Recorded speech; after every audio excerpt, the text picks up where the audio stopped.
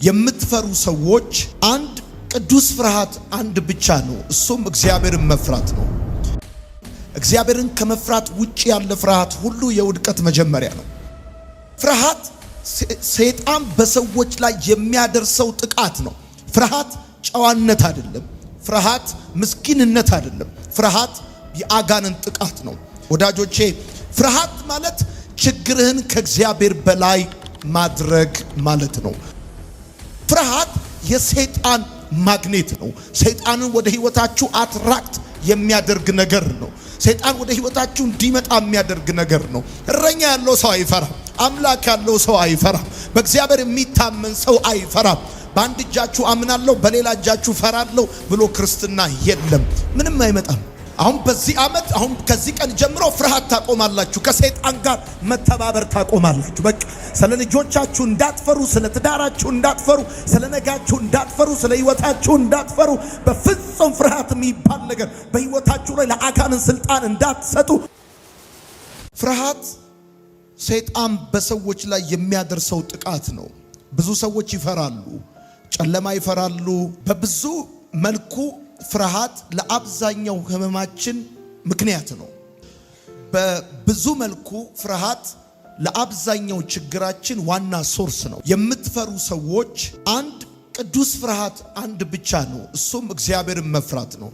እግዚአብሔር ቃል ሲናገር እግዚአብሔርን መፍራት የጥበብ መጀመሪያ ነው ተብሎ እንደተጻፈ እግዚአብሔርን መፍራት የጥበብ መጀመሪያ ከሆነ ቅዱስ ፍርሃት እግዚአብሔርን ብቻ መፍራት ስለሆነ እግዚአብሔርን መፍራት የጥበብ መጀመሪያ እንደሆነ ሁሉ እግዚአብሔርን ከመፍራት ውጪ ያለ ፍርሃት ሁሉ የውድቀት መጀመሪያ ነው። የህመም መጀመሪያ ነው።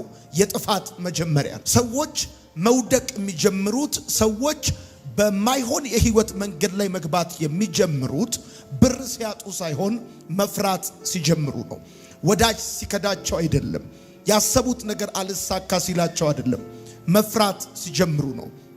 ስለዚህ ፍርሃት የውድቀት መጀመሪያ ነው። የሽንፈት መጀመሪያ ነው።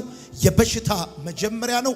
ሰዎች ከመውደቃቸው በፊት ከመታመማቸው በፊት በአስቸጋሪ የህይወት መንገድ ውስጥ ከመግባታቸው በፊት በህይወታቸው የሚሆነው ነገር ፍርሃት ነው። ስለዚህ ፍርሃት ሰይጣን በሰዎች ላይ የሚያደርሰው ጥቃት ነው። ፍርሃት ጨዋነት አይደለም። ፍርሃት ምስኪንነት አይደለም። ፍርሃት የአጋንንት ጥቃት ነው። ፍርሃት ከሰይጣን ጋር መተባበር ነው። እግዚአብሔር ያለ ምክንያት ኢያሱን አትፍራ አላለውም። አትፍራ ሲለው ደግሞ እያበረታታው ሳይሆን እያዘዘው እንደሆነ የእግዚአብሔር ቃል ይናገራል። አትፍራ ብዬ አላዘዝኩምን ብሎ ይናገራል። ለምንድነው ከሰይጣን ጋር ሰዎች የሚተባበሩት? በድግምት ብቻ አይደለም፣ በመተት ብቻ አይደለም፣ በመፍራት ከሰይጣን ጋር ይተባበራሉ። በህይወታችሁ ላይ ከሰይጣን ጋር መተባበር የለባችሁም። ፍርሃት ከሰይጣን ጋር መተባበር ማለት ነው። ፍርሃት አሉታዊ አስተሳሰብን ራስን ለአሉታዊ አስተሳሰብ አሳልፎ መስጠት ነው። የሚፈሩ ሰዎች ሲወድቁ፣ የሚፈሩ ሰዎች ህይወታቸው ሲበላሽ፣ ወደ ኋላ ሲቀሩ ሲያፍሩ እንጂ የሚሰማቸው ከዛ ውጪ የሆነ የድል ህይወት የአሸናፊነት ህይወት አይታያቸውም። መፍራት ጨዋነት አይደለም። ራስን አሳልፎ ለአሉታዊ አስተሳሰብ መስጠት ማለት ነው መፍራት ማለት። ወዳጆቼ ፍርሃት ማለት ችግርህን ከእግዚአብሔር በላይ ማድረግ ማለት ነው። ስትፈሩ እያላችሁ ያላችሁት ችግራችሁ ከእግዚአብሔር በላይ እንደሆነ እንደዛ እንድታቁ ፈልጋለሁ። መፍራት ወይም ፍርሃት ስልጣንን ለሰይጣን መስጠት ነው። የህይወታችሁን ስልጣን የህይወታችሁን መሪነት ለሰይጣን አሳልፎ መስጠት ነው። በእኛ ሀገር መፍራት እንደ ጨዋነት፣ መፍራት እንደ ምስኪንነት፣ መፍራት እንደ ጥሩነት እየተቆጠረ ኖረናል። ወዳጆቼ በደንብ እንድሰሙ ይፈልጋሉ። ቅዱስ ፍርሃት አንድ ፍርሃት ብቻ ነው። እሱም እግዚአብሔርን መፍራት ብቻ ነው። እግዚአብሔርን ከመፍራት ውጭ ያለ ፍርሃት ሁሉ እርኩስ ፍርሃት ነው። ፍርሃት የሰይጣን ማግኔት ነው። ሰይጣንን ወደ ህይወታችሁ አትራክት የሚያደርግ ነገር ነው። ሰይጣን ወደ ህይወታችሁ እንዲመጣ የሚያደርግ ነገር ነው። ራሳችሁን ለአሉታዊ አስተሳሰብ አሳልፋችሁ መስጠት ነው። ከሰይጣን ጋር መተባበር ነው። ህይወታችሁን እንዲያፈርሰው በበሽታ ባልጋ ቁራኛ እንድትከ እንዳትቀመጡ እንዳይሳካላችሁ በእጃችሁ እየደከማችሁ በመንፈሳችሁና በሐሳባችሁ የምትፈሩ ከሆነ ግን ለሰይጣን ራሳችሁን አሳልፋችሁ መስጠት እንደዚሁም ከሰይጣን ጋር መተባበር ማለት ነውና ትፈራላችሁ ማለት ሰይጣን በሕይወታችሁ ላይ የበላይነት እንዲኖረው መብት ትሰጡታላችሁ ማለት ነው። በአጭር አማርኛ የሚፈሩ ሰዎች የእግዚአብሔርን ቸርነት ማስታወስ አይችሉም። የእግዚአብሔርን ቸርነት እንዳይታያቸው ይሆናል። የሚፈሩ ሰዎች ሁልጊዜ የሚመለከቱት ሞትና ጥፋትን ብቻ ነው። የምትፈሩ ከሆነ ሁልጊዜ የሚታያችሁ ሞት ነው። ሁልጊዜ የሚታያችሁ ጥፋት ነው። ለምንድነው እማልፈራው ከተባለ እኔ እምተባበረው ከእግዚአብሔር ጋር ስለሆነ ነው። ከሰይጣን ጋር ስለማልተባበር ነው። የሐዋርያ ጳውሎስ ለጢሞቴዎስም ሲጽፍለት የነገረው እንደዚህ ነው። የፍርሃትን መንፈስ አልተቀበላችሁም ብሎ እንዳለ ማለት ነው። ወዳጆቼ አንዳንዶቻችን ጨለማ እንፈራለን፣ ብቻችንን መሆን እንፈራለን፣ በብዙ አቅጣጫ እንፈራለን፣ እንሰጋለን። አሁን አንድ ልጅ አንድ ፍርሃት አለው። አባቱ የሞተው በ43 ዓመቱ ነው። እሱም እዛ እድሜ ላይ ሲደርስ ሚሞት ይመስለዋል። ቀድሞ አጋንንት በፍርሃት መጥቶታል። ስለዚህ እዛኛው ዓመት ላይ ሰይጣን በህይወቱ ላይ የፈለገውን ነገር እንዲያደርግ እድል ፈጥሮለታል ማለት ነው። እና ለምሳሌ ወደ ብዙ ሰዎች ህይወት አጋንንት የሚገባው በፍርሃትና በድንጋጤ በር ነው። ስትደነግጡ ለአጋንንት በር ትከፍታላችሁ። ስትፈሩ አጋንንትን ወደ ህይወታችሁ አትራክት ታደርጋላችሁ። እና ምንም ሌላ የተለየ ነገር ሆኖ አይደለም። ጥሩ ሁኔታ ውስጥ አድገው ግን የሚፈሩ ሰዎች አሉ። መማር የሚፈሩ፣ ብርሃን የሚፈሩ፣ መስራት የሚፈሩ፣ በሰው ፊት ቆሞ ማውራት የሚፈሩ፣ የተለያየ ነገር ማድረግ የሚፈሩ፣ መኪና መንዳት የሚፈሩ፣ በፕሌን መሄድ የሚፈሩ፣ ከልክ ያለፈ እግዚአብሔርን ከመፍራት ውጭ ያለ የትኛውም አይነት ፍርሃት ቅዱስ ፍርሃት አይደለም፣ እርኩስ ፍርሃት ነው። እርኩስ ፍርሃት ከሆነ ደግሞ አጋንንት የሚጠቀምበት ፍርሃት ነው። ቤት ስትወጣ ብለህ መውጣት ያለብህ ይሄንን ነው። እግዚአብሔር እረኛዬ ነው የሚያሳጣኝም የለም። በለመለመ መስክ በረፍት ውሃ ዘንድ እንደዚህ ነው። እግዚአብሔር እረኛዬ ነው። እረኛ ፕሮቴክት ያደርጋል። እረኛ አሳልፎ ለጠላት አይሰጥህም። እና እረኛ ያለው ሰው አይፈራም። አምላክ ያለው ሰው አይፈራም። በእግዚአብሔር የሚታመን ሰው አይፈራም። በአንድ እጃችሁ አምናለሁ በሌላ እጃችሁ ፈራለሁ ብሎ ክርስትና የለም። ምንም አይመጣም። አሁን በዚህ ዓመት አሁን ከዚህ ቀን ጀምሮ ፍርሃት ታቆማላችሁ። ከሰይጣን ጋር መተባበር ታቆማላችሁ። በቃ ስለ ልጆቻችሁ እንዳትፈሩ፣ ስለ ትዳራችሁ እንዳትፈሩ፣ ስለ ነጋችሁ እንዳትፈሩ፣ ስለ ህይወታችሁ እንዳትፈሩ። በፍጹም ፍርሃት የሚባል ነገር በህይወታችሁ ላይ ለአጋንንት ስልጣን እንዳትሰጡ አንድ ነገር እነግራችኋለሁ። እግዚአብሔር ምስክሬ ነው። ጌታ ኢየሱስ ክርስቶስ የእባቡን ራስ ይቀጠቅጠዋል። በደም ባርኩና አሜን በሉ።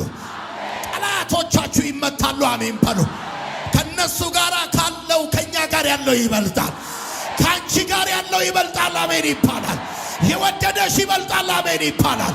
ከሚመትቱባችሁ፣ ከሚደግሙባችሁ፣ በልዩ ልዩ የህይወት መንገድ ከሚያሳድዷችሁ ከናንተ ጋር ያለው ይበልጣል። አሜን ይባላል። ወጥመድ ተሰበረ እኛም አመለጥን የሚል ሰው አሜን ይባል። አንድ ሰው ዛሬ ማለዳ ማምለጥ ይሆንለታል። ማምለጥ ይሆንለታል። ማምለጥ ይሆንለታል። እንዴት ሆናለሁ ብዬ አልፈራም። አምላኬ ይችልበታል። የኔ አባት ይችልበታል። አደራረግ ይችልበታል። መስራት ይችልበታል። መለወጥ ይችልበታል። መቀየር ይችልበታል። የሌለን እንዳለ አድርጎ መጥራት ይችልበታል። ብዙ ሰዎችን የገደላቸው በሽታው አይደለም፣ የበሽታው ስጋት ነው። የበሽታው ፍርሃት ነው ብዙ ሰዎችን የገደላቸው። አንዳንድ አገልጋዮች ሲናገሩ እሰማለሁ። የማይድን በሽታ የማይድን በሽታ የሚባል የለም ብራዘር።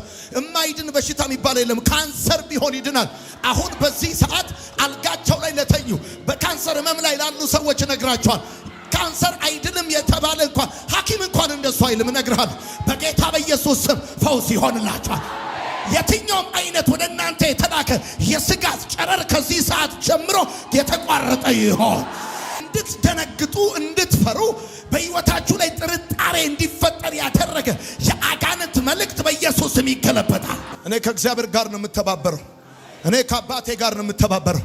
ቤትን ከሚያፈርሰው አጋንንት ጋር እንዳትተባበር። አንገት እንድትደፋ ከሚሰራ አጋንንት ጋር እንዳትተባበር። በቃ እንዳትተባበር። ፍርሃት ከአጋንንት ስራት የተፈታችሁ በፍጹም እንዳትፈሩ። ድጋሚ ቢገባብኝ ምናምን የሚባል ታሪክ የለም። እናንተ የጌታ ናችሁ። ከእናንተ ጋር ያለው ከሁሉ በላይ ነው። የሚያኖራችሁ እግዚአብሔር ነው። የመረጣችሁ እግዚአብሔር ነው። አዎ አሁን እየተናገርኩኝ ከወተት ላይ ስልባቦት እንደሚነሳ ከህይወታችሁ ላይ አንድ የማይገባ ነገር ይነሳል። በጌታ በኢየሱስም ጥርጣሬ ይነሳል። ስጋት ይነሳል። ፍርሃት ይነሳል። የሞት ቀንበር ይነሳል። ለምሳሌ አሁን ይላችሁ ፍርሃት ማለት ምን ማለት መሰላችሁ? የምታስቡት ሐሳብ በጠቅላላ በሰይጣን ሲታቀድ ማለት ነው። ሰይጣን የምታስቡትን ሐሳብ ዲተርማይን ሲያደርግ ማለት ነው። ለምሳሌ ስትወድቁ፣ ስትጠፉ፣ ስታብዱ፣ አገር ስትለቁ፣ ስትከስሩ እነዚህ ሐሳቦች በጠቅላላ በሰይጣን ዲተርማይን ሲደረጉ የሐሳብ ክፍላችሁን የፍቃድ ክፍላችሁን አጋንንት ሲነጥቃችሁ ማለት ነው። የአብዛኛው ችግር ምክንያት ፍርሃት ነው። ፍርሃት ማለት ችግርን ከእግዚአብሔር በላይ ማድረግ ማለት ነው። ከእግዚአብሔር በላይ የሆነ ምንም አይነት ችግር የለም። እፈራለሁ ማለት እግዚአብሔር ሊረዳኝ ፍቃደኛ አይደለም ብዬ እላለሁ ማለት ነው። እፈራለሁ ማለት እግዚአብሔር ሊረዳኝ ፍቃደኛ አይደለም ብዬ እላለሁ ማለት ነው። እግዚአብሔር ደግሞ ሊረዳኝ ፍቃደኛ ነው። ታሪኬን ሊቀይር ልጁን የሰጠኝ ለዛ ነው። አንድያ ልጁን የሰጠኝ ከድቅድቅ ጨለማ ወደሚደነቅ ብርሃን የዘላለሙን የሰጠኝ አምላክ የጊዜው እንዴት ይነሳኛል? የዘላለሙን የሰጠኝ አባት የዛሬን እንዴት ይነሳኛል? በፍጹም አይነሳኝም። እና ፍርሃት ማለት ችግርን ከእግዚአብሔር በላይ ማድረግ ማለት ነው። እግዚአብሔር አምላክ ሊረዳኝ ፍቃደኛ አይደለም ብሎ ማሰብ ማለት ነው። ለሰይጣን በህይወትክ ላይ የበላይነት መስጠት፣ ለበሽታ መስጠት፣ ለብዙ ነገሮች የበላይነት መስጠት ማለት ነው። ፍርሃት ማለት በአጋንንት ስርዓት ውስጥ ብዙ ሰዎች የሚያዙበት ምክንያት ይሄን ነው። በነገራችን ላይ ይሁንኔን የአብዛኛው ሱስ ምክንያት ፍርሃት ነው። አንዳንድ ሰዎች የሚጠጡት ለኮንፊደንስ ነው፣ ለቦልድነስ ነው፣ ስትሮንግ መስሎ ለመታየት ነው። ውስጣቸው ያለ ድንጋጤ ያለ እሱ ሲጠጡ የሄደ ይመስላቸዋል። ለዚህ ነው የመመረቂያ ጽሑፋቸውን አስተማሪዎቻቸው ፊት ለፊት ለማቅረብ ሲወጡ ስለሚፈሩ እጃቸው ስለሚንቀጠቀጥ ለድፍረት ብለው ይጠጣል፣ ለድፍረት ብለው ይቅማል፣ ለድፍረት ብለው ያጨሳል። እንደዚህ የሚባል ታሪክ የለም። እኛ አምላካችን መጠጊያችን ባገኘን በታላቅ መከራ ረዳታችን ምድር ብትነዋወጥ አለ መጽሐፍ ሲና አንድ ሰው ይበለኝ እስቲ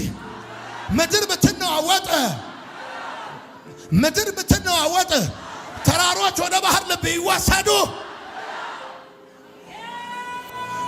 ኑሮ ቢወደድ ጤፍ 1 ሚሊዮን ብር ቢገባ ዶላር 100 ምናምን ብር ለምን የፈለገበት አይገባም። አንድ ጌታ አለ፣ ብቻውን አምላክ የሆነ የማይጠፋ የማይታይ የዘመናት ንጉሥ አሜን ይባላል። ፀሐይን ያወጣታል፣ ጠዋት ማታ ወደ ቦታው ይመልሳታል። ምድርን በቃሉ የደገፈ ዓለማትን በስልጣኑ ቃል የደገፈ አምላክ አለ የሚል ሰው ካለ አሜን ይባል። ሰይጣን ሊመታክ ሲፈልግ አስቀድሞ ፍርሃት ነው ውስጥ የሚጨምረው። ከሰጋ ለዚህ ነው ሰዎች የፈራሁት ሆነ የሚሉት። የፈራሁት ሆነ ይሉሃል። እንደፈራው ቅፍፍ ብሎኝ ደስ አላለኝም ፍርሃት ሲለኝ ነበር ይላሉ። ወጥተው እንደፈሩት ይሆናል። በፍጹም አንተ ማለት ያለብህ እንደዚህ ነው። ነገ ጠዋት ስትወጣ እግዚአብሔር እረኛዬ ነው የሚያሳጣኝም ሃሌሉያ ይሹሩን ሆይ በሰማያት ላይ ለረድኤት በደመናትም ላይ በታላቅነት እንደሚራመድ እንደ እግዚአብሔር ያለ ማንም መኖሪያ የዘላለም አምላክ እግዚአብሔር ነው። የዘላለም ክንዶች ከአንተ በታች ናቸው። የልጅነትን መንፈስ እንጂ የተቀበልነው የፍርሃትን መንፈስ አልተቀበልንም። ሂድ ወደዛ ነው ማለት ነው። ሂድ ወደዛ የብርታት ዓመታችን ነው። ትበረታለህ ማለት አትፈራም ማለት ነው። አትፈራም።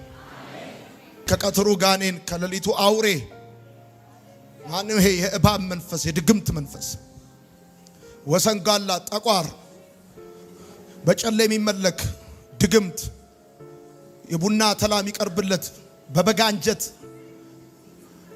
በዶሮ አንጀት የሚመተትለት ይሄ ደጋሚ አገሪቷን አንቆ ያዘ ሟርተኛ ሞራ ገላጭ ሲፈርድ የነበረ ቃልቻ ውቃቢ በጌታ በኢየሱስ ስም ይመታ። ዮናስን አሳ ነባሪውን እንደተፋው ልክ እንደዛ በረከታችሁን የዋጠ በኢየሱስ ስም ይተፋል። ጸለይኩ፣ በኢየሱስ ስም ይተፋል። ገንዘባችሁ ይተፋል። ጤናችሁ ይተፋል። ቤተሰቦቻችሁ ይተፋል።